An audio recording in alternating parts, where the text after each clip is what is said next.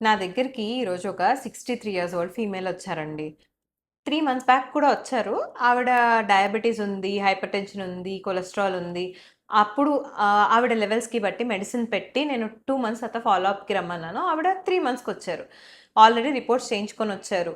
Vitals అన్నీ స్టేబుల్‌గా ఉన్నాయి. బీపీ కంట్రోల్‌లో ఉంది. అండ్ డయాబెటిస్ కూడా కంట్రోల్‌లో ఉంది. కానీ ట్రైగ్లిజరైడ్స్ మాత్రం కొలెస్ట్రాల్ లెవెల్స్ ఆల్టర్ అయ్యి ట్రైగ్లిజరైడ్స్ మాత్రం 500 దాకా ఉన్నాయి. నేను ఆవిడని అడిగాను, "మీకు మెడిసిన్ ఆల్రెడీ పెట్టానండి నేను. మరి అలాంటప్పుడు ఎలా పెరిగాయి? ఏమన్నా ఆయిల్స్ ఎక్కువ కన్జ్యూమ్ చేస్తున్నారా? లేకపోతే యాక్టివిటీ చేయట్లేదా?" ఇలాంటివన్నీ అడిగాను. కానీ ఆవిడ నాకు సైలెంట్‌గా ఉండి చెప్పిన విషయం ఏంటి అంటే, ఆవిడ కొలెస్ట్రాల్ టాబ్లెట్స్ మానేశారు. 2 మంత్స్‌కని చెప్తే 2 మంత్స్‌కి వాడి, ఆ తర్వాత ఆపేశారు. ఎందుకంటే చాలా మెడిసిన్స్ అవుతున్నాయి మేడం. డయాబెటిస్ అంటున్నారు, హైపర్‌టెన్షన్ అన్నారు. అన్నీ వాడుతున్నాను. నా వల్ల కావట్లేదని.